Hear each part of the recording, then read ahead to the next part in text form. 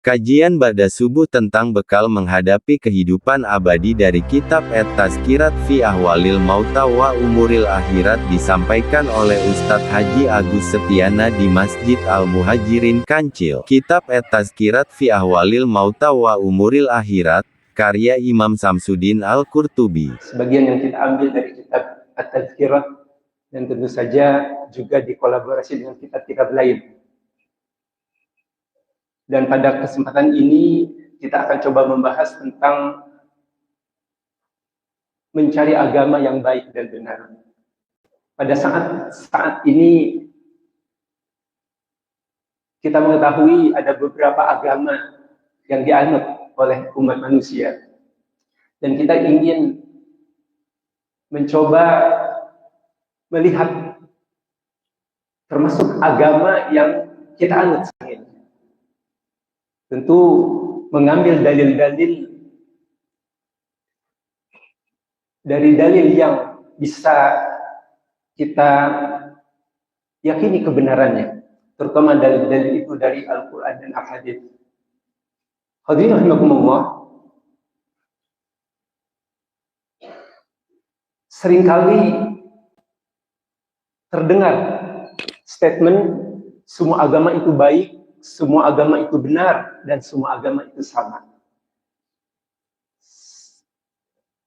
Boleh jadi masing-masing agama mengatakan semua agama baik, agama A baik, agama B baik, agama C baik menurut penganutnya masing-masing. Dan juga menurut penganutnya masing-masing boleh jadi mereka meyakini semua agama itu benar.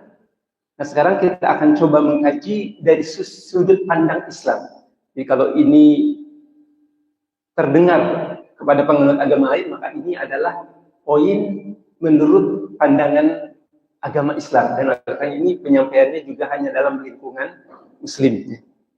Tapi mudah-mudahan kalaupun ada yang mendengar ini dari kalangan non-Muslim, mudah-mudahan juga bisa menjadi bahan rujukan dan pertimbangan. Nah, ini seringkali semua agama itu baik. Sebenarnya semua agama itu baik dan semua agama itu benar, semua agama itu sama. Maka orang tinggal pilih mana aja yang bisa diikuti. Namun apakah statement itu benar? Kita cek kepada kitab suci yang sudah terbukti kesahihannya, kebenarannya teruji, yaitu dari Al-Quranul Karim, kitab suci umat Islam yang menyatakan dalam Quran surat Al-Imran ayat ke-19, Inna dina indallah al-Islam. Sesungguhnya agama di sisi Allah adalah Islam. Maka dalam konteks ini Allah menyebutkan kata agama Islam itu dalam kitab suci.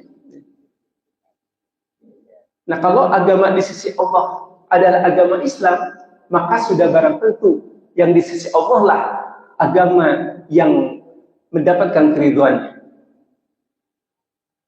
Tafsir tentang ayat ini disebutkan dari Al-Hafiz Abu Qasim At-Tabrani telah menceritakan Ghalib Al-Qattan bahwa ia datang ke Kufah dalam satu misi dagangnya, lalu tinggal di dekat rumah Al-A'mash. Pada suatu malam ketika aku hendak turun, Al-A'mash melakukan sholat tahajud di malam hari, lalu bacaannya sampai pada ayat berikut, yaitu firman-Nya, Syahidallahu annahu la ilaha illa huwa wal malaikatu wa ulul 'ilmi qa'iman bil qist, la ilaha illa huwal azizul hakim, innad dina 'indallahi Islam. Quran surat Al-Imran ayat 18 sampai 19. Nah, mendengar ayat ini, syahidallah, Allah menyatakan bahwasanya tidak ada Tuhan selain Dia yang menegakkan keadilan. Demikian pula pengakuan dari para malaikat dan para ahli ilmu bahwasanya tidak ada Tuhan selain Dia yang maha perkasa lagi maha bijaksana. Sesungguhnya agama di sisi Allah adalah Islam. Kemudian Al-A'mash mengatakan, wa anna ashhadu bima syahidallahu bihi wa astaudi'ullaha hadhihi syahadah wa hiya li 'indallahi wadi'ah, inna dina 'indallahi Islam. Jadi Al-A'mash, beliau seorang sahabat, ketika sampai bacaannya pada Quran surat Al-Imran ayat 18 dan 19, syahidallah dan seterusnya sampai inna dina indallahi Islam, beliau mengatakan ana asyhadu bima syahidallah. Aku pun bersaksi. Tadi kan di sini katakan Allah bersaksi. Demikian juga para malaikat dan orang-orang yang berilmu. Maka Amas ketika membacakan ayat ini, beliau pun menyampaikan kesaksiannya. Dan aku pun bersaksi. Aku pun bersaksi sebagaimana persaksian Allah. Dan aku menitipkan kepada Allah persaksianku ini. Dan persaksianku ini di sisi Allah adalah titipan. Sesungguhnya agama di sisi Allah adalah Islam. Maka kalimat dan ayat ini diucapkannya berkali-kali oleh Al-A'mash. Jadi dia ulang-ulang mengatakan kalimat tadi. Kemudian Ghalib Al-Qattan melanjutkan kisahnya bahwa lalu aku berkata kepada diriku sendiri, sesungguhnya dia, yaitu Al-A'mash, telah mendengar suatu hadis mengenai masalah ini. Karena ini masalah kok kayaknya baru bagi dia. Tapi yang melakukan itu adalah seorang sahabat. Nah, maka ada husnuzan. Kalau seorang sahabat melakukan sesuatu, tentu beliau punya dasar.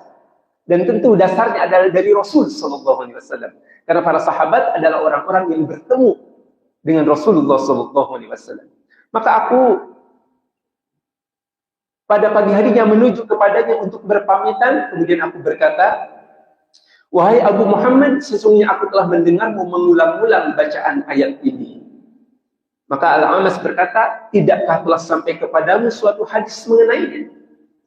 Maka aku menjawab, aku berada di dekatmu selama 1 bulan, tetapi engkau belum menceritakannya kepadaku. Jadi perawi ini dia belum tahu akan hadis ini. Oleh karena itulah maka dia bertanya kepada Al-A'mash. Maka Al-A'mash mengatakan, demi Allah, aku tidak akan menceritakannya kepadamu sebelum 1 tahun. Maka aku tinggal selama 1 tahun dan tinggal di depan pintunya. Hadirin rahimakumullah, ini juga menunjukkan betapa orang-orang pengumpul hadis mereka berjuang dengan begitu gigihnya. Bayangkan, hanya untuk dapat 1 hadis dia harus menunggu 1 tahun lamanya. Demikian juga para ulama hadis, mereka harus berjalan menempuh ratusan kilometer, mungkin ribuan kilometer hanya untuk mendapatkan hadis. Inilah perjuangan para ulama yang kita di zaman kita saat ini, betapa enaknya, betapa mudahnya kita membacakan hadis. Padahal mereka dulu memperoleh hadis itu, mereka harus melampaui waktu yang lama dan jarak yang begitu jauh. Maka oleh karena itulah, maka betapa bersyukurnya kita, dan tentu saja ini juga diantara jasa-jasa para ulama ahlul hadis. Setelah lewat masa 1 tahun, aku berkata, wahai Abu Muhammad, sekarang telah berlalu masa 1 tahun. Maka A'mash menjawab bahwa telah menceritakan kepadaku Abu Wail dari Abdullah yang menceritakan bahwa Rasulullah SAW pernah bersabda, kelak di hari kiamat pelakunya akan didatangkan, lalu Allah Subhanahu wa Ta'ala berfirman, hambaku telah berjanji kepadaku dan aku adalah Tuhan yang memenuhi janjinya, maka masukkanlah pada kalian para malaikat hambaku ini ke dalam syurga. Masya Allah.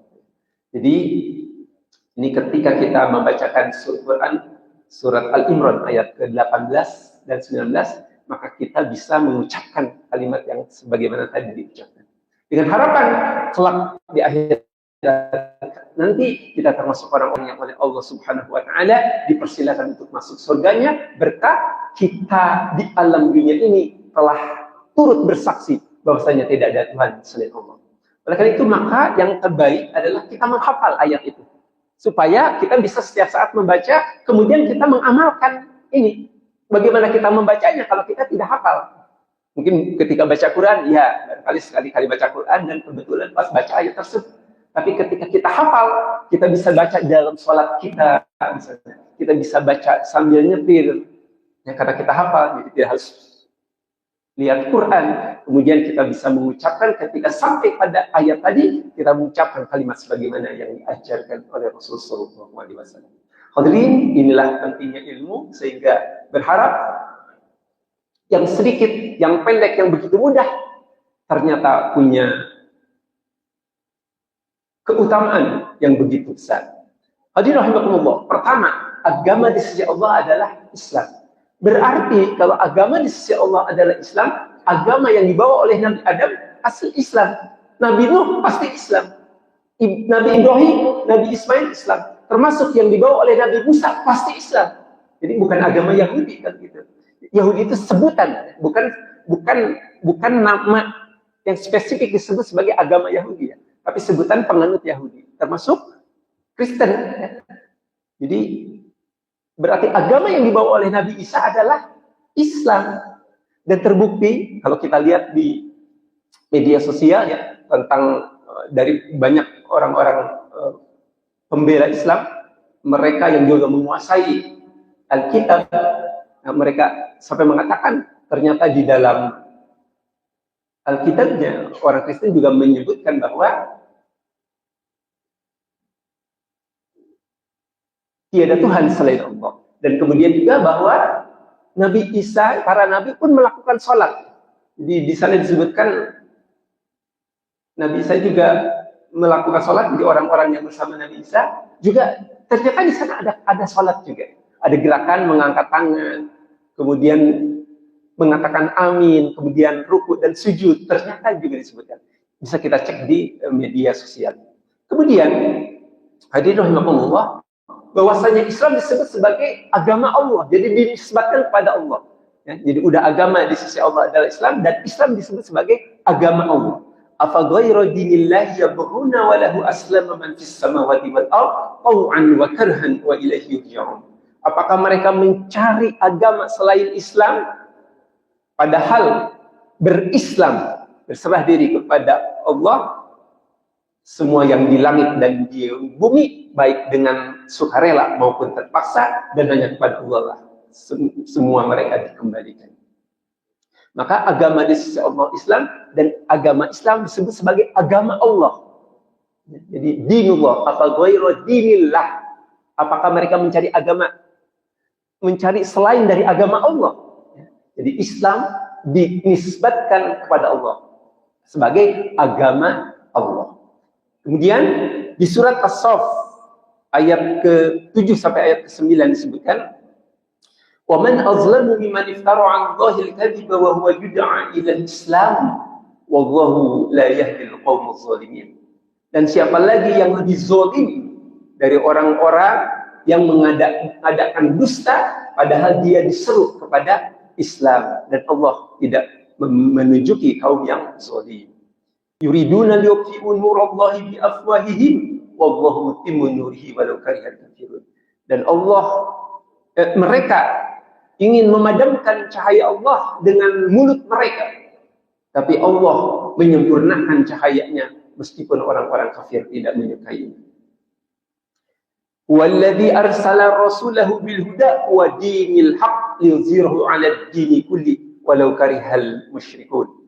Dialah Allah yang telah mengutus Rasulnya dengan petunjuk dan agama yang hak. Nah, di sini katakan wadinil hak, agama yang hak. Jadi Allah telah mengutus Rasulnya membawa petunjuk dan agama yang hak untuk dimenangkannya dari segala agama, meskipun orang-orang musyrik tidak suka. Maka di sini kita tahu Allah yang telah memilih Islam, dan Allah lah yang menyatakan bahwa Islam adalah agama yang hak, yang benar. Kemudian dalam surat Ar-Rum dikatakan bahwa Islam adalah agama yang lurus, agama yang sesuai dengan fitrah manusia. Jadi oleh karena itu maka syariat Islam itu nyaman dijalankan oleh manusia. Kenapa? Karena syariat Islam adalah syariat yang sesuai dengan fitrah manusia. Contohnya puasa, misalnya, yang insya Allah beberapa hari ke depan kita akan memasukinya, insya Allah. Ya. Puasa bukannya Allah menyiksa manusia suruh puasa, kok enak-enak makan disuruh tidak makan. Ya. Tapi ternyata dengan puasa itu banyak kajian kesehatan yang menunjukkan bahwa puasa adalah cara murah untuk menyehatkan. Jadi puasa disyariatkan dan itu sesuai dengan fitrah manusia. Karena tubuh kita butuh istirahat, dan akibat dari puasa itu juga memperbaiki sel-sel yang rusak dalam tubuh kita sendiri. Oleh karena itulah maka syariat Islam begitu nyaman dijalankan karena memang sesuai dengan fitrah manusia. Dan inilah agama yang lurus.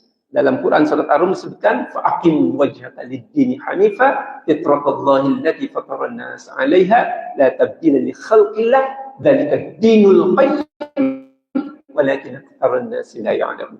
Maka hadapkanlah wajahmu kepada agama yang lurus. Fitrah Allah sebetulnya. Jadi yang Allah kehendaki untuk dipandu oleh manusia yaitu yang sesuai dengan fitrah manusia. Tidak ada perubahan pada ciptaan Allah, itulah agama yang lurus. Dzalika dinul qayyim. Walakin aktsarun nas la ya'lamun. Walaupun banyak manusia tidak mengetahui ini. Maka Islam adalah agama Allah, Islam adalah agama Allah, Islam adalah agama yang hak, Islam adalah agama yang lurus. Dan Islam adalah agama yang sempurna dan agama yang diridhoi oleh Allah. Al-yawma akmaltu lakum dinakum wa atmamtu 'alaikum ni'mati wa raditu lakum Islam dinan. Pada hari ini telah aku sempurnakan bagimu agamamu, telah aku cukupkan kepadamu nikmatku dan telah aku ridhoi bagimu Islam sebagai agama. Masya Allah. Jadi dari dalil-dalil Al-Quran menyebutkan Islamlah yang diunggulkan. Dan memang cuma satu agama itu, yaitu Islam. Di Nabi Musa, bukannya agama Yahudi, bukan. Nabi Islam. Nabi Musa Islam. Gitu. Ya, makanya Yahudi itu kan dari Yahuda, betul Yahuda. Jadi bukan nama satu agama ya, tapi dikaitkan kepada satu kaum sebenarnya. Nah, kalau gitu apa konsekuensinya ketika misalnya seseorang manusia itu tidak menjadikan Islam menjadi agamanya? Apa konsekuensinya? Ya, kalau memang bukan agama pilihan, bukan agama yang dipilihkan Allah kepada manusia, kemudian dia mengambil agama itu menjadi agama, maka konsekuensinya adalah tidak diterima agama itu. Dan ditegaskan oleh Allah, tidak akan diterima agama selain agama Islam. Akibatnya, maka di akhirat nanti akan mengalami kerugian. Di sini disebutkan dalam Quran surat Al-Imran ayat 85, "Wa may yabtaghi ghairal Islam dinan wa ma ghairal Islam dinan fala yuqbal minhu wa huwa fil akhirati minal khasirin." Maka barang siapa yang mencari selain Islam sebagai agama, tidak akan pernah diterima agama itu daripadanya, dan dia di akhirat pasti akan menjadi orang yang merugi. Kalau hadirin rahimahullah, walaupun banyak cobaan dengan janji-janji perbaikan ekonomi misalnya, tapi kemudian untuk menukar Islam menjadi menukar Islam kepada agama lain, maka konsekuensinya sangat berat. Ketika manusia melepaskan Islam, kemudian mengambil agama lain, karena konsekuensinya adalah agama yang dipakainya tidak akan diterima, dan bahkan konsekuensinya dia akan merugi, menjadi orang yang merugi di akhirat nanti. Itu dalil-dalil dalam Al-Quran. Nanti kita akan bahas, loh, ya terang aja dalilnya dari Quran, pastilah Islam, yang agama lain. Nah, kita akan coba bahas. Nanti agama lain juga sama dong, dia dalil dari kitab suci ini misalnya. Kita akan coba bahas. Kemudian dari hadis riwayat Imam Muslim dari Abu Hurairah radhiyallahu anhu, Rasulullah sallallahu alaihi wasallam bersabda, demi zat yang jiwa Muhammad berada dalam genggaman tangannya, tidaklah seorang pun yang mendengar namaku, mendengar bahwa Rasulullah sallallahu alaihi wasallam diutus. Jadi mendengar bahwa ada utusan, tahu bahwa Rasulullah diutus, artinya dia hidup pada zaman diutusnya Rasul. Jadi baik dari kalangan ulama ini, baik dia Yahudi maupun dia Nasrani. Jadi Yahudi maupun Nasrani, katakanlah mereka yang pada saat itu mengikuti ajaran Nabi Musa, mengikuti ajaran Nabi Isa, tapi kemudian timbul zaman kerasulan Nabi Muhammad SAW, tapi mereka masih juga mati dalam keadaan tidak mengimani risalah Rasul, maka dipastikan mereka adalah penghuni neraka. Jadi hadirin, pengikut Nabi Musa, mereka selamat ketika mengikuti ajaran Nabi Musa sebelum datangnya syariat Nabi Muhammad. Jadi para pengikut Nabi Isa, mereka menjalankan syariat Nabi Isa ketika sebelum diutusnya Nabi Muhammad. Tapi ketika Nabi Muhammad sudah diutus, maka tidak boleh lagi melanjutkan syariat Nabi Musa maupun syariat Nabi Isa. Harus mau atau tidak mau, suka ataupun terpaksa, harus ikut risalahnya Nabi Muhammad SAW. Bahkan dalam hadis lain dikatakan, jangankan umatnya, para nabi pun sudah mengakui. Ya, ketika nanti ada Rasul terakhir yang diutus, mereka pun akan mengimani risalahnya Nabi Muhammad SAW. Oleh karena salah satu bukti diantaranya adalah kelak ketika Nabi Isa alaihissalam turun, beliau tidak menjalankan syariatnya Nabi Isa sendiri. Ya. Artinya agamanya Islam. Ya.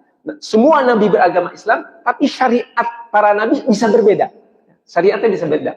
Mungkin katakanlah Nabi Adam sholatnya mungkin cuma subuh doang misalnya.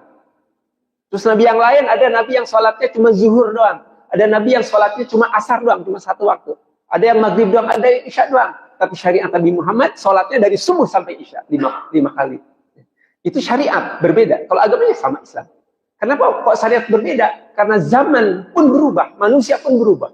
Zaman dulu orangnya besar-besar, tinggi besar, sampai kayak raksasa. Sehingga mereka sanggup untuk membuat rumah dari batu-batu gunung. Jadi gunung dijadikan rumah. Dan kita sekarang sudah melihat ya, dari media sosial, jadi ada satu kaum yang rumahnya mereka itu batu. Batunya batu-batu gunung. Diukir, dipahat, dijadikan rumah, Masya Allah. Ya, mereka memang kaum temuan juga misalnya kerangka-kerangka manusia yang memang begitu besarnya. Maka makin kesini kita umat Rasul semakin kecil ya, mengecil, tubuhnya mengecil, usianya pun pendek-pendek. Beda dengan usia umat-umat zaman lalu yang bisa sampai ratusan tahun. Hadirin rahimakumullah, maka ketika diutusnya Rasulullah dan mereka tahu Rasul diutus, tapi mereka masih memegang syariat Nabi sebelumnya, itu pun ditolak. Bayangkan, padahal mereka memegang syariat Nabi sebelumnya. Misalnya memegang syariat Nabi Isa. Karena dari zaman setelah Isa kan Nabi Muhammad.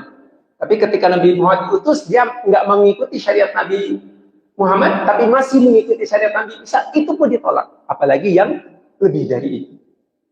Ya, di sini katakan, illa kana min ashabin nar, melainkan mereka adalah penghuni neraka. Hadirin rahimakumullah. Maka kesimpulan dari dalil-dalil yang kita sampaikan bahwa tidak semua agama sama. Ya, karena dinyatakan sendiri oleh Allah, Islamlah agama di sisinya, Islamlah agama yang hak. Islamlah agama Allah. Maka Islamlah yang harus menjadi pilihan sebagai agama yang baik dan benar. Hadirin, nah ini sering mungkin di counter. Ya terang aja orang Islam mengagungkan Islam sebagai agamanya dan menyatakan bahwa kitab sucinya menyebutkan Islamlah agama yang benar. Pertanyaannya tinggal kita balikan. Ada enggak selain agama Islam yang disebutkan dalam kitab suci mereka? Ya. Contoh, ini katakanlah agama A. Nah, di kitab suci disebutkan agama yang diridhoi oleh Tuhan adalah agama A. Di kitab suci sendiri disebutkan. Ternyata, hadirin, kalau kita lihat dari ini bahwa agama di sisi Allah yang diridhoi Allah, yang ada di sisi Allah adalah Islam, maka pastilah semua kitab suci yang kalau memang itu betul-betul masih suci, masih murni, akan menyatakan, kalaupun dinyatakan, Islamlah yang menjadi agamanya. Nah, maka pertanyaannya adalah, ada nggak disebutkan nama satu agama dalam kitab sucinya, bahwa agama tersebutlah yang diakui oleh Tuhannya dalam kitab sucinya masing-masing.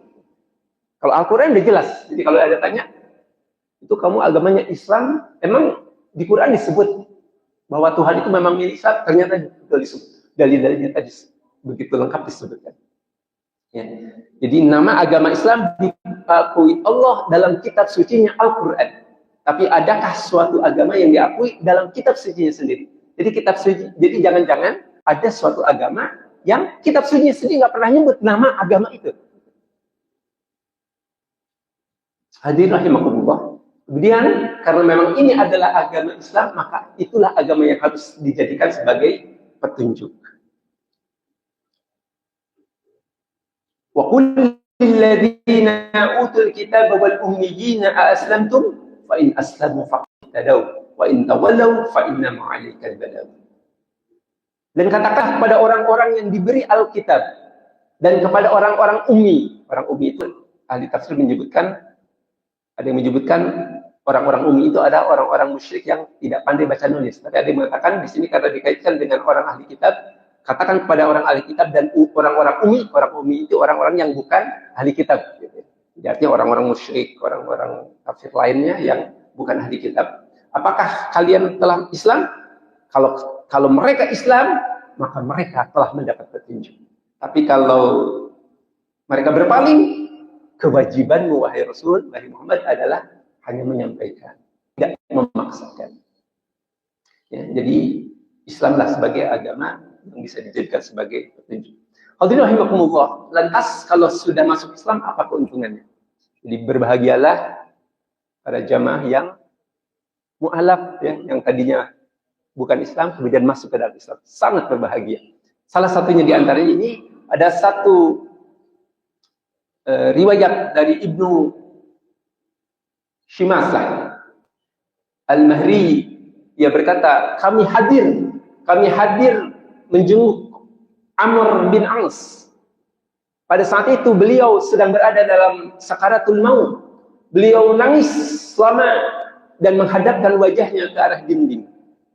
Lalu anaknya berkata kepada ayahnya, wahai ayah, ya abata, amma basyaraka Rasulullah sallallahu alaihi wasallam bika, wahai ayah, bukankah Rasulullah sallallahu alaihi wasallam telah memberimu berita gembira ini dan itu?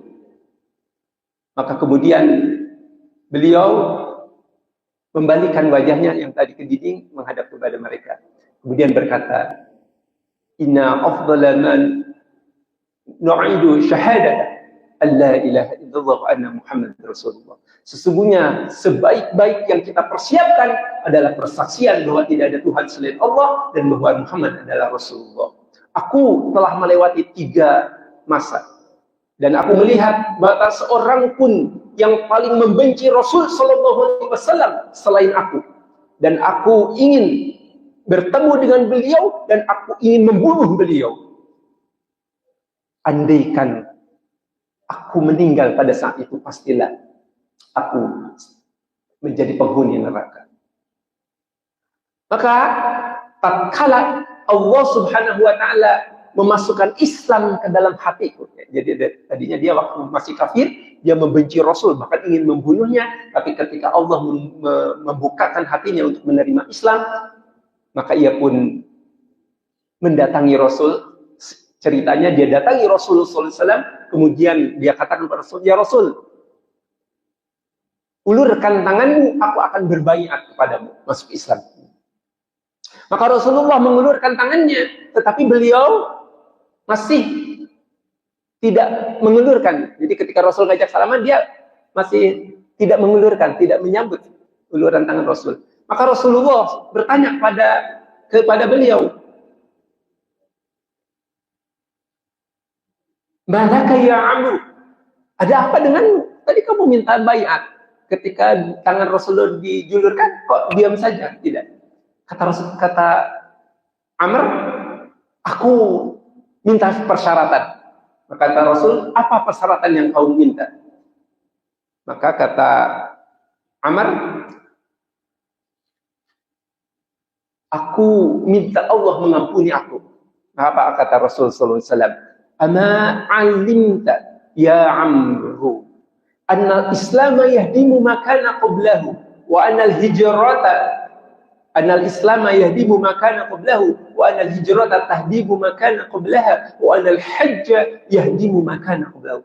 Tidakkah engkau tahu wahai Amr, bahwasanya engkau masuk Islam maka dosa-dosamu sebelum Islam dihapus. Masya Allah. Jadi bapak-bapak yang mu'alaf umur katakanlah 30 tahun, 40 tahun baru masuk Islam, maka dosa selama itu dihapus oleh Allah Subhanahu wa taala tatkala Anda mu'alaf masuk ke dalam Islam. Bagaimana dengan orang Islam? Tahukah engkau bahwasanya ketika engkau hijrah, maka hijrah itu juga menghapus dosa sebelum hijrah. Jadi orang-orang yang dulu pada zaman Rasul hijrah, maka dosa-dosa yang mereka lakukan sebelum hijrah dihapus oleh Allah Subhanahu wa taala. Dan satu lagi yang memungkinkan kalau untuk umat zaman sekarang adalah wa annal hajja yahdimu ma kana qablahu. Dan bahwasanya haji juga menghapus dosa-dosa sebelum haji. Jadi Bapak umur 50 tahun baru pergi menunaikan ibadah haji, insya Allah dosa selama 5 tahun setelah Bapak pergi haji, sebelum pergi haji dihapus oleh Allah ketika kita melaksanakan ibadah haji. Masya Allah. Hadirin rahimakumullah. Kemudian jadi Islam, dengan masuknya Islam maka dosa sebelum Islam dihapus. Yang kedua, ini yang luar biasa. Bukan hanya dihapus dosa-dosa kita, tetapi keburukan yang pernah kita lakukan diganti Allah jadi kebaikan. Sehingga di akhirat konon ada orang yang melihat catatannya, heran dia, loh kok di amal catatan itu kebaikan semua? Padahal dia merasa dulu waktu di dunia juga banyak melakukan kesalahan. Nah, kemudian dikatakan itu keburukan-keburukanmu diganti oleh Allah dengan kebajikan, sehingga catatan keburukannya dihilangkan, bahkan yang tertulis adalah kebajikan-kebajikan. Nah, maka ketika seseorang masuk Islam, keburukan-keburukan yang telah dilakukan di masa lalu sebelum Islam pun dihapus dan diganti dengan kebajikan. Allah. Yang betapa beruntungnya orang-orang Muslim. Diriwayatkan dari Makhul rahimahullah yang mengatakan datang seorang kakek tua renta, orang tua sudah renta, dia datang kepada Rasulullah SAW di mana karena saking tuanya bulu halisnya itu jatuh menutupi matanya. Ya, kalau orang tua si alisnya kadang menutup matanya saking tuanya. Beliau bertanya, wahai Rasulullah, dia tanya, wahai Rasul, seseorang yang suka berkhianat, suka berzina, dia tidak meninggalkan hawa nafsunya, melainkan hawa nafsunya diikuti dengan sumpahnya. Andaikan kesalahan-kesalahan dia dibagikan kepada penduduk bumi, pastilah akan membinasakan mereka. Adakah orang seperti itu masih bisa bertobat? Masih diterima tobat? Kata Rasul sallallahu alaihi wasallam, "Aslamta? Apakah kamu sudah masuk Islam?" Maka kata orang itu, "Amma anna, adapun aku, fa asyhadu an la ilaha illallah wahdahu la syarikalah wa anna Muhammadan abduhu wa rasuluh." Adapun aku bersaksi bahwa tidak ada Tuhan selain, aku mengakui tidak ada Tuhan selain Allah, tiada yang Maha Esa, tiada sekutu baginya, dan bahwasanya Nabi Muhammad adalah hamba dan utusannya. Berarti orang itu sudah Islam. Tapi dia cerita, dulu sebelum Islam, dia suka maksiat, suka berzina, suka berkhianat. Tapi mau tobat. Pertanyaan Rasul, "Aslam tak? Kamu sudah Islam belum?" Aku Islam, karena dia bersyahadat tadi mengatakan tidak ada Tuhan Allah Muhammad Rasulullah. Apa kata Nabi? Fa inna Allaha ghafirul laka ma kunta kadzalik wa mubaddilun sayyi'atika hasanati. Sesungguhnya Allah Subhanahu wa taala mengampuni dosamu selama kamu tetap kondisi demikian dalam Islam. Dan Allah mengganti kesalahan-kesalahanmu dengan kebaikan-kebaikan Allah. Ya, jadi hadirin, betapa berbahagianya mereka yang mu'alaf masuk ke dalam Islam, karena ternyata Allah ampuni dosanya sebelum Islam, dan Allah bahkan ganti keburukan-keburukan yang selama ini banyak dilakukan dengan kebaikan-kebaikan. Jadi rahimakumullah, maka orang itu penasaran sampai tanya, Rasulullah, apakah juga diampuni pengkhianatanku dan perzinaan yang pernah aku lakukan dulu? Kata Rasul, waghadaratik wa fajaratik, termasuk pengkhianatanmu dan zinamu yang sebelum Islam itu pun dihapus, diampuni oleh Allah Subhanahu wa taala. Maka orang itu pun berlalu pergi sambil bertakbir dan bertahlil. Allahu Akbar. Hadirin rahimakumullah, inilah diantara keutamaan untuk masuk Islam. Kemudian hadirin rahimakumullah, ini yang juga sangat didambakan, bahwasanya mereka yang masuk Islam adalah orang-orang yang berkesempatan untuk dikeluarkan dari neraka. Diriwayatkan dari Anas bahwasanya ada seorang anak orang Yahudi, masih anak Yahudi, anak-anak. Si anak ini makin suka membantu Rasul Sallallahu Alaihi Wasallam menyiapkan air wudhu, menyiapkan sendalnya. Jadi walaupun dia Yahudi, tapi masih suka membantu Rasul, berkhidmat kepada Rasul. Kemudian si anak itu sakit. Nah, ketika sakit maka Rasulullah datang menjenguk kepada anak itu. Nah, ayahnya duduk di samping kepalanya. Maka ketika Rasul masuk, kata Rasul, wa ya fulan, qul la ilaha illallah, wahai anak, katakan olehmu la ilaha illallah. Jadi suruh masuk Islam karena Rasul tahu dia Yahudi. Apa kata si anak itu? Noleh ke ayahnya, tapi ayahnya diam aja. Sehingga Rasul mengulang lagi kata-katanya untuk mengucapkan la ilaha illallah, artinya masuk Islam. Nah, si anak pun noleh lagi ke ayahnya. Nah, barulah ayahnya berkata, "Ati' Abul Qasim." Ikutin apa yang diminta oleh Abul Qasim. Abul Qasim itu Rasulullah. Jadi ayahnya Qasim, karena putra Rasulullah namanya Qasim, putra pertamanya dari Khadijah. Kata si ayah, wahai anak, ikutin kata-kata Rasulullah. Maka si anak pun mengatakan, asyhadu an la ilaha illallah wa annaka Rasulullah. Aku bersaksi tidak ada Tuhan selain Allah dan engkau adalah Rasulullah. Maka Rasulullah pun keluar dari rumah orang tersebut, dari kamar anak itu, sambil berkata, alhamdulillahilladzi akhrajahu bi minan nar. Segala puji bagi Allah yang telah menyelamatkan anak itu dari neraka melalui aku. Ketiga. Oleh karena itu, maka ketika kita mengislamkan seseorang, maka kebaikan yang banyak akan didapatkan oleh mereka yang mengislamkan orang lain. Hadirin rahimakumullah, maka ketika Rasulullah SAW bersabda kepada Abu Sufyan, beliau bersabda, "Waihaka ya Abu Sufyan, qad ji'tukum bid-dunya wal akhirah fa aslimu taslamu." Wahai Abu Sufyan, celaka engkau, aku telah datang dengan membawa dunia dan akhirat. Islamlah engkau, maka engkau akan selamat. Hadirin rahimakumullah. Kemudian ketika Rasulullah SAW berusaha untuk mengislamkan pamannya, tetapi kemudian pamannya menolak untuk mengucapkan kalimat la ilaha illallah. Man qabila minni al-kalimat allati 'aradtu 'ala 'ammi faraddaha 'alayya fa huwa lahu najah. Barang siapa yang menerima kalimat yang pernah aku sampaikan kepada pamanku untuk tetapi beliau menolaknya, maka pastilah dia selamat. Kalimat yang disuruh Rasulullah ucapkan kepada pamannya adalah kalimat la ilaha illallah. Hadirin rahimakumullah, maka mereka yang mengikuti Rasulullah SAW ibarat orang yang datang pasukan musuh akan menyerang, kemudian Nabi mengingatkan, wahai kaum, aku telah melihat dengan mata kepalaku sendiri ada musuh yang akan menyerang. Maka berlindunglah kalian. Maka orang-orang itu ada yang lari berlindung pada malam itu juga langsung. Tapi ada orang-orang yang tidak mengabaikan peringatan Rasul, sehingga mereka masih berada di negerinya. Maka benarlah ketika pagi harinya datang musuh, kemudian orang-orang yang berlindung selamat, tapi orang-orang yang tidak mengikuti peringatan, mereka dihancurkan oleh musuh. Itulah ibarat orang yang tidak mengikuti Islam. Hadirin rahimakumullah. Kemudian bagaimana dengan mereka yang ahlul kitab?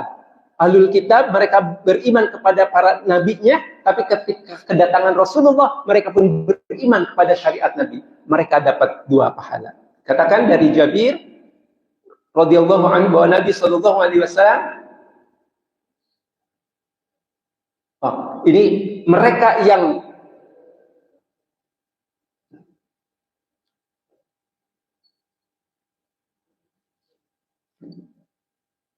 Dari ahli kitab, ada 3 orang yang akan mendapatkan pahala ganda.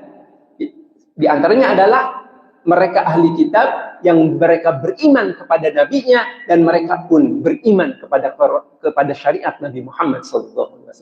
Ini berita gembira bagi mereka yang penganut ahlul kitab, Yahudi atau Nasrani, kemudian mereka melepaskan agamanya dan masuk Islam, mereka dapat 2 pahala. Pahala iman kepada nabinya, Nabi Isa misalnya kalau yang Kristen, atau Nabi Musa yang Yahudi, dan juga beriman kepada Nabi Muhammad SAW. Mereka yang unggul sebelum Islam, kemudian setelah masuk Islam, mereka pun tetap menjadi orang yang utama. Hadirin, di akhirat nanti, mereka yang tidak Islam, bukan Muslim, mereka akan menyesal. Disebutkan dalam Rasulullah SAW, ketika di neraka itu dikumpulkan, karena ada orang Islam juga yang masuk neraka. Mereka ketika di neraka, ada juga dengan orang-orang kafir, ketemu di neraka. Jadi ada orang Islam masuk neraka, ketemu orang kafir. Orang kafir meledek. Kamu bukannya Islam? Iya, aku Islam. Lah, kok ada di neraka? Iya, aku dulu banyak melakukan maksiat, banyak melakukan dosa. Nah, kalau gitu apa gunanya Islam? Sama juga, masuk neraka juga. Seperti itu ledekannya kan. Allah dengar ledekan orang-orang kafir kepada muslim yang masuk neraka. Maka apa yang dilakukan? Allah keluarkan orang-orang muslim dari neraka. Tetapi orang-orang kafir kan tetap. Maka orang-orang kafir mengatakan, celaka kita. Seandainya saja kita dulu muslim, tentu kita pun akan dikeluarkan oleh Allah dari neraka. Maka Rasulullah SAW membacakan Al-Quran surat Ar-Rum, A'udzubillahi minasyaitonirrajim, alif lam ra, tilka ayatul kitab wa Qur'anin mubin, rubama yawaddul ladzina kafaru law kanu muslimin. Mereka orang-orang kafir berharap seandainya mereka dulu di dunia mereka adalah orang-orang Islam. Hadirin rahimakumullah, maka jadikanlah kita hidup ya, rela dengan Islam. Dan ketika kita ridho, rela dengan Islam, maka kita akan merasakan manisnya iman. Disebutkan siapa yang ridho dengan Allah sebagai Tuhan, Islam sebagai agama, dan Nabi Muhammad sebagai Rasul, maka dia akan merasakan manisnya iman. Kemudian keriduan kita terhadap Islam juga bisa kita ungkapkan ketika kita mendengar azan. Di antara salah satu doa azan, kita bisa katakan, sabda Rasul, barang siapa yang ketika mendengar azan dia membaca asyhadu an la ilaha illallah wahdahu la syarika lah wa anna Muhammadan abduhu wa rasuluh, raditu billahi rabba wa bi Muhammadin rasula wa bil Islam dina, ghufira lahu dzambu. Siapa yang ketika mendengar azan dia mengatakan asyhadu an la ilaha illallah wahdahu la syarika lah, tiada Tuhan selain Allah, aku bersaksi tiada Tuhan selain Allah yang Maha Esa, tidak sekutu baginya, wa anna Muhammadan abduhu wa rasuluh, dan bahwasanya Muhammad adalah hamba dan utusannya, aku ridho Allah sebagai Tuhan, Nabi Muhammad sebagai Rasul, dan Islam sebagai agama, maka diampunilah dosanya. Hadirin rahimakumullah, itulah di antara ungkapan keriduan kita, kerelaan kita beragamakan Islam. Hadirin, karena waktunya sudah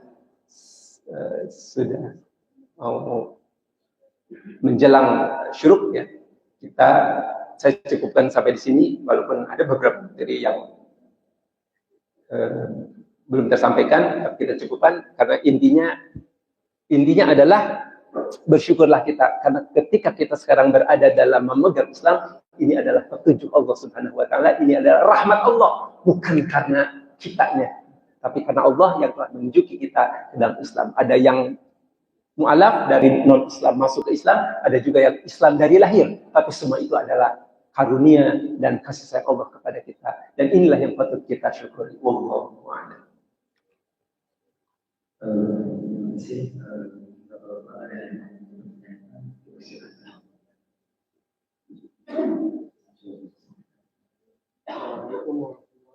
Waalaikumsalam.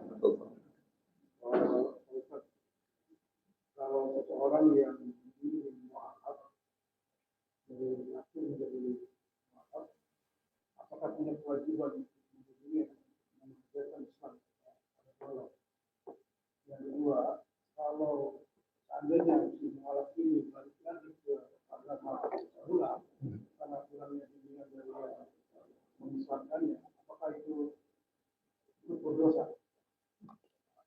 Ya, jadi ada pertanyaan, kalau seseorang memualafkan, jadi memasukkan seseorang yang tadinya non-Islam menjadi Islam, nah apakah dia juga berkewajiban untuk membimbing orang mualaf tersebut? Jadi pertanyaan pertama. Nah, kemudian kedua, kalau seorang udah si mualaf itu balik lagi kepada agamanya karena tidak dibimbing. Nah, apakah juga ikut menanggung dosanya si orang tadi? Alhamdulillah, di sini adalah perlunya dakwah memang. Jadi ketika seseorang mualaf dengan kata Rasul tadi juga segala puji bagi Allah yang telah mengeluarkan ia dari neraka membebaskan neraka melalui aku gitu ya. Ketika tadi Rasulullah mengislamkan seorang anak Yahudi, kan? Maka itu adalah keutamaan orang yang memualafkan orang lain. Nah, kemudian selanjutnya tentu ada kewajiban ketika seseorang itu sudah mualaf, mereka sebenarnya bukan hanya mualaf, tapi juga semua muslim sebenarnya ini secara umum. Mereka semua harus memang dibimbing. Nah, di antaranya mungkin melalui seperti acara ini di masjid diadakan kajian-kajian untuk membimbing. Dan tentu bimbingan ini ditujukan baik mualaf maupun yang memang sudah Islam. Kemudian bagaimana dengan orang tadi? Tergantung, kalau memang orang itu memang juga punya ilmunya, gitu ya, dia tentu sangat diharapkan bisa membimbing. Dan ketika punya ilmu, bukan hanya membimbing mualaf, tapi juga membimbing umat yang lainnya. Kemudian, bagaimana kalau tidak mampu, karena memang keterbatasan ilmu, tentu bisa disarankan mereka-mereka yang berilmu, para ulama, para ustadz yang Allah karuniai kelebihan ilmunya misalnya, untuk membimbing mereka, tidak melepaskan mereka. Kemudian ketika mereka balik lagi kepada agamanya bagaimana? Ya, ketika mereka balik lagi karena tidak ada bimbingan, pada dasarnya ketika kita tidak mau membimbing berarti kita tidak mendakwahkan sebenarnya. Jadi di sini kita pernah bahas juga bahwa dakwah itu adalah sesuatu yang memang adalah satu kewajiban penting. Jadi, nah ketika kita memang sudah dakwahkan, kemudian memang ada orang kan ketika kita dakwahkan ada orang yang nurut, ada yang tidak. Bahkan mungkin ketika kita sudah coba dakwahkan, bahkan ada orang yang juga murtad kembali kepada agamanya. Maka ketika memang kita sudah melakukan ikhtiar dakwah segala macam, maka kita sudah terlepas. Jadi ketika ini, disinilah perlunya dakwah. Ketika kita dakwah, maka kita sudah terbebas. Dan inilah pula tugasnya para rasul. Makanya dikatakan tadi, kata Rasul, kewajibanmu hanyalah menyampaikan. Jadi Rasulullah saja, bukan kita ya, Rasul saja sebagai Rasul, tugas beliau hanya menyampaikan, tidak memaksakan. Jadi kalau memang sudah mualaf kemudian mau balik lagi, tidak menjadi kesalahan kita ya, sepanjang kita sudah memang mendakwahkan sekemampuan kita. Ketika kita tidak mampu, kita bisa menunjukkan orang yang memang bisa mendakwahkan. Ya, jadi tugasnya adalah memang terutama mendakwakan. Jadi ketika kita dakwah, bahkan dakwah itu penting ketika kita yakin dakwah kita tidak akan didengar. Kan suka ada. Kita tahu nih orang ini kalau dikasih tahu juga nggak akan nurut. Tapi orang kita tetap dakwah ke dia. Dengan alasan apa? Kayak kita ditanya, kok kamu masih juga mendakwahi seseorang yang kamu tahu dia tidak. Ini adalah caraku untuk membebaskan diriku dari tanggung jawab di hadapan Allah Subhanahu wa Ta'ala. Jadi kalau Allah tanya, kok saya sudah sampaikan. Walaupun kita tahu, karena berdasarkan pengalaman sering kita sampaikan juga nggak akan nurut, tapi kita tetap dakwahi dengan alasannya satu, supaya kita di hadapan Allah terbebas dari tuntutan karena kita memang sudah menyampaikan. Allahumma. Masih ada lagi? Oh iya. Tadi ulang. Bahwa dia dimaafkan karena salah bersalah. Ya. Apakah anak ini disebutkan masuk neraka sebelum alam? Maka bukan hanya sebelum alam itu masuk surga semua. Ya. Ya. Tadi Alhamdulillah jadi ada pertanyaan. Tadi kita sampaikan satu hadis, ada seorang anak Yahudi yang beliau itu melayani Rasulullah. Mulai Rasulullah menyediakan air wudhu, menyampaikan sendalnya gitu ya. Nah, kemudian si anak itu sakit, dan ketika sakit maka dia dijenguk oleh Rasul. Kata Rasul, ucapkan la ilaha illallah, artinya masuk Islam. Nah, kemudian pada akhirnya si anak itu pun berislam ya, dengan mengucapkan syahadat.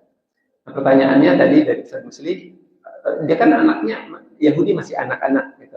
Bukannya kalau anak-anak itu katakanlah berada dalam kondisi yang tidak di neraka gitu. Tapi kalau di situ dikatakan Rasul mengucapkan ketika keluar, segala puji bagi Allah yang telah menyelamatkan, telah mengeluarkannya dari neraka melalui aku.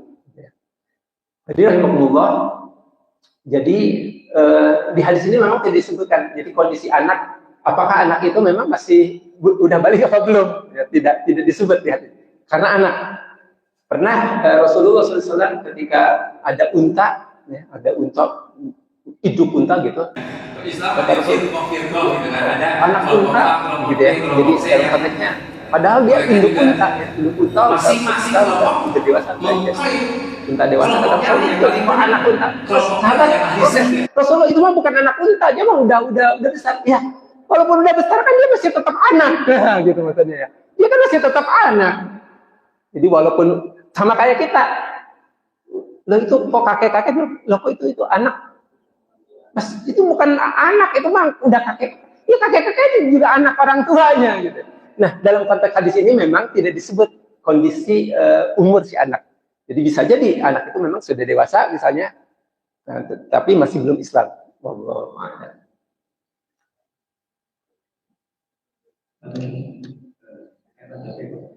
Ya, baca bisa. Waalaikumsalam.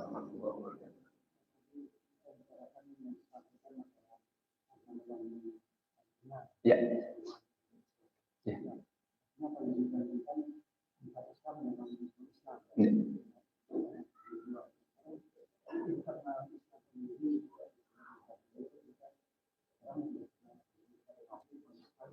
Ya.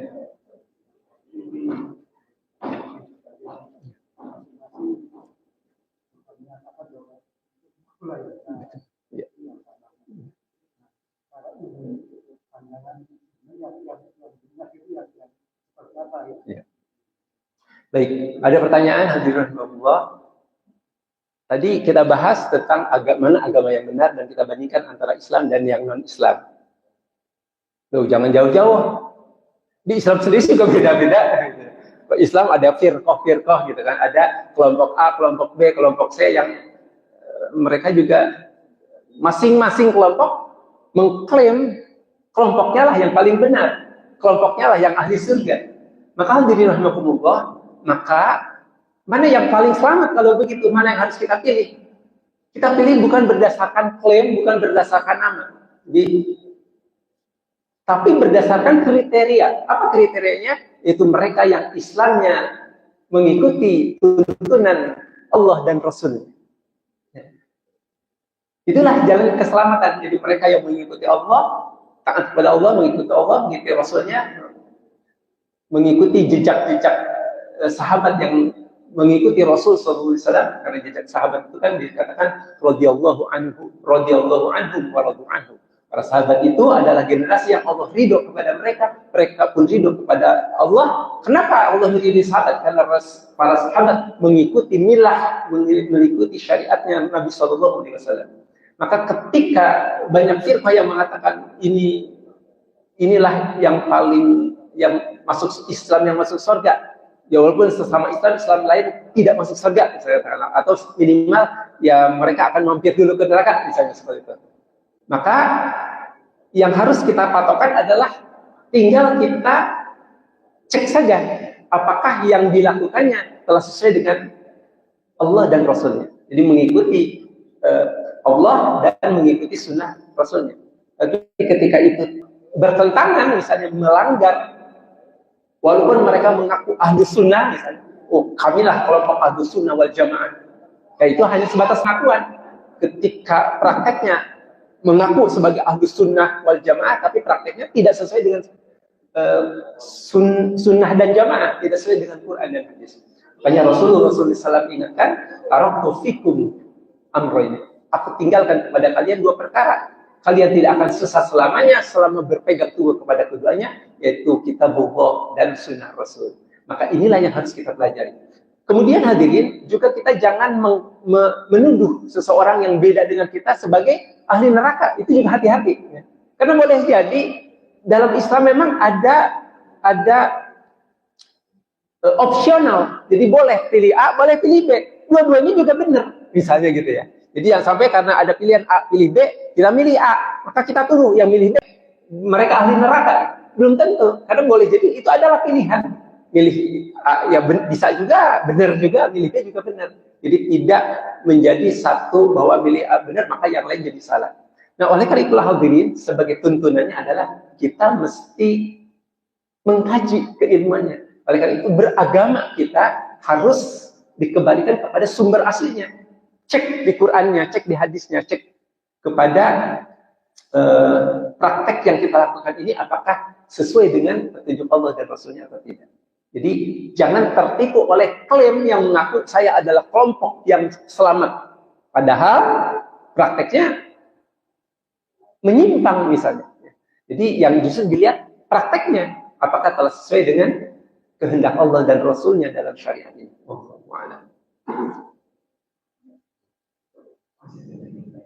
Sedih.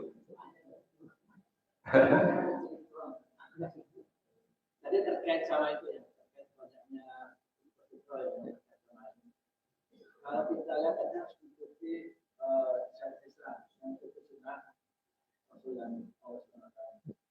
Kalau di sini saya pikir semua fitrah dan firqah ya, firqah masih.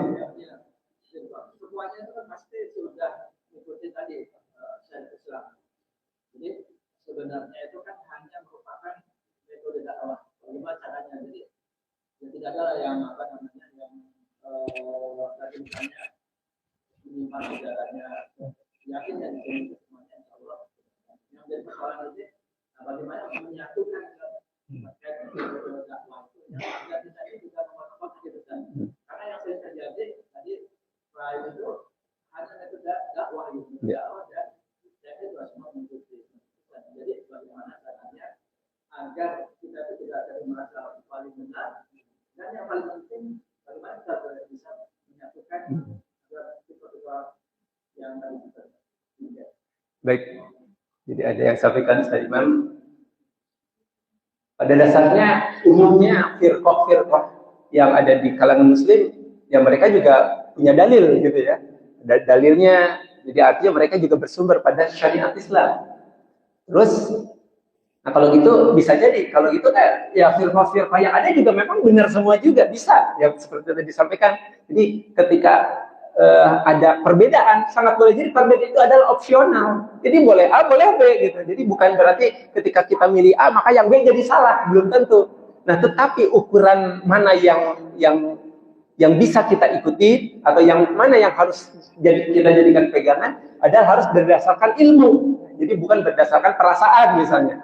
Ilmunya tinggal kita kaji, coba kita cek dalilnya sesuai enggak misalnya. Kita cek dasarnya apa. Ya nah ketika misalnya semua punya dasar yang kredibel, ya boleh jadi itu adalah cuma opsional memang. Boleh pilih, bukan ketika milih satu yang lain jadi salah, tapi yang ini benar, yang ini juga benar gitu ya. Bisa seperti itu.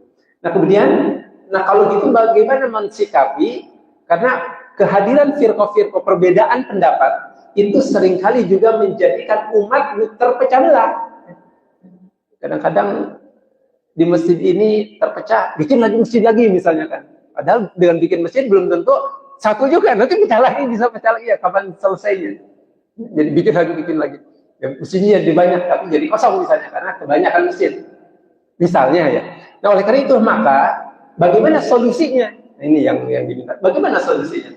Solusinya adalah ketika kita tahu bahwa masing-masing firqah itu punya dalil, ya, punya dasar, punya dasar, maka yang terbaik adalah kita menghormati firqah-firqah yang berbeda dengan kita. Jadi dan kita jangan paksakan pendapat kita kepada mereka yang berbeda pendapat dengan kita. Karena ketika kita paksakan pendapat kita kepada mereka yang berpendapat beda, maka disitulah muncul awalnya konflik. Bisa terjadi permusuhan misalnya, karena dia merasa dipaksa memang. Nah, oleh karena itulah maka kita harus menghargai, dan oleh karena itulah maka kita harus bertoleransi. Jadi contoh misalnya kita ini biasa subuh sehari-hari, subuh kita kunut. Ketika kita dalam perjalanan misalnya ketemu masjid, ternyata imamnya nggak kunut. Nah, di situ kita bertoleransi. Karena mereka yang kunut juga punya dalil, yang tidak kunut juga punya dalil misalnya. Kita bertoleransi, ya. Bahkan telah dicontohkan toleransi itu oleh imam-imam mazhab sendiri, ya. Ketika Imam Ahmad misalnya berkunjung kepada Imam Syafi'i, di mana Imam Ahmad tidak kunut misalnya. Nah, kita emang mau mengatakan Imam Ahmad sesat gitu ya? Kan enggak. Nah, ketika beliau kepada imam lain yang ternyata mereka kunut, maka ketika beliau menjadi imam, beliau berkunut, ya, karena tapi sebaliknya dari mazhab Syafi'i ketika berkunjung kepada mazhab lain yang tidak kunut, walaupun sehari-harinya mereka berkunut, ketika datang ke mazhab itu kepada jamaah tersebut, beliau pun menjadi imam dengan tanpa kunut. Kenapa? Bertoleransi. Nah, ketika itu dilakukan, maka Islam menjadi satu, tidak ada perbedaan. Kita bisa berkumpul bersama, walau yang satu kunut, satu enggak, tapi bareng-bareng duduk. Ya. Karena kita tidak mempermasalah, tidak menuduh atau menyesatkan. Kemudian kita sama-sama duduk bareng, yang satu zikirnya di kelas, yang satu tidak misalnya ya. Nah, masalah lah, tapi kan menurut pendapat saya ini pendapat yang benar. Iya, pendapat saya adalah pendapat yang paling benar. Tapi ingat, pendapat mereka menurut mereka juga pendapat yang paling benar. Nah, kalau gitu kan nggak bisa dipaksakan. Nah, biarlah, makanya kita perlu mengkoreksi diri, kaji ulang. Apakah yang kita lakukan ini memang betul-betul telah sejalan dengan syariat atau tidak misalnya. Tapi ketika memang yang lain, pihak lain itu berbeda pendapat, maka boleh kita berdiskusi. Diskusi ya, bukan saling katakanlah debat kusir, tapi dalam rangka kita menyampaikan apa yang menurut kita benar, kita sampaikan dengan cara yang baik. Ketika itu tidak ketemu karena masing-masing bertahan, maka kita bertoleransi. Mereka juga kaum muslimin. Dan sangat boleh jadi perbedaan pendapat itu bukan satu benar satu salah, tapi boleh jadi dua-duanya juga benar, cuma opsional. Nah, kalau dengan cara gitu maka diharapkan jamaah kaum muslimin tetap akan solid, walaupun pemahaman mereka terhadap praktek ibadahnya mungkin bisa berbeda. Nah, inilah yang perlu dijalankan mungkin di lingkungan kita. Ketika terjadi perbedaan pendapat, kita bisa berdiskusikan, kita sampaikan dalam konteks dakwah. Tetapi ketika ini katakanlah masing-masing bertahan, maka kita saling bertoleransi, menghormati keyakinan masing-masing, karena memang kita tidak bisa memaksakan pendapat kita kepada yang lain. Demikian juga kita tidak suka kalau kita dipaksa harus ikut pendapat mereka misalnya. Ya masing-masing kalau sudah gitu ya nggak bisa memang. Makanya bertoleransi, ya saling menghargai. Dengan harapan semuanya benar dan semuanya mendapatkan rahmat Allah. Allahumma.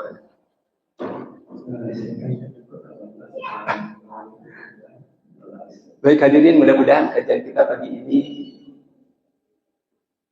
mendapatkan keridhaan Allah Subhanahu wa taala, menjadikan ilmu, menjadikan sebab hidayah kepada kita, menjadikan amal kita menjadi lebih baik dan semakin mendekatkan kita kepada Allah Subhanahu wa taala. Ala hadhihi wa li kulli niyatin salihah wa li hawli nabiyyi Mustafa sallallahu alaihi wasallam. Al-Fatiha. A'udzu billahi minasyaitonir rajim. Bismillahirrahmanirrahim. Ar-Rahmanir Rahim. Iyyaka na'budu wa iyyaka nasta'in. اهدنا الصراط المستقيم صراط الذين انعمت عليهم غير المغضوب عليهم ولا الضالين. اعوذ بالله من الشيطان الرجيم. بسم الله الرحمن الرحيم. الحمد لله رب العالمين. اللهم صل على محمد وعلى ال محمد كما صليت على ابراهيم وعلى ال محمد وعلى ال محمد كما باركت على ابراهيم في العالمين انك حميد مجيد. اللهم اغفر لنا ولوالدينا وارحمهم كما ربونا صغارا ولجميع المسلمين والمسلمات والمؤمنين والمؤمنات الأحياء منهم والأموات. ربنا هب لنا من أزواجنا وذرياتنا قرة أعين واجعلنا للمتقين إماما. اللهم أعنا على ذكرك وشكرك وحسن عبادتك. اللهم زدنا علما وارزقنا فهما. ربنا تقبل منا إنك أنت السميع العليم وتب علينا إنك أنت التواب الرحيم. ربنا آتنا في الدنيا حسنة وفي الآخرة حسنة وقنا عذاب النار. سبحان ربك رب العزة عما يصفون وسلام على المرسلين والحمد لله رب العالمين. Mungkin hadirin nanti dan kurang semangat. Assalamualaikum warahmatullahi wabarakatuh. Alhamdulillah.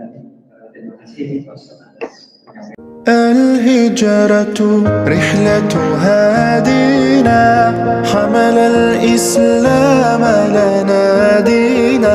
الهجرة رحلة هادينا حمل الإسلام لنا دينا. فسلام الله على الهادي والكون يردد آمينا.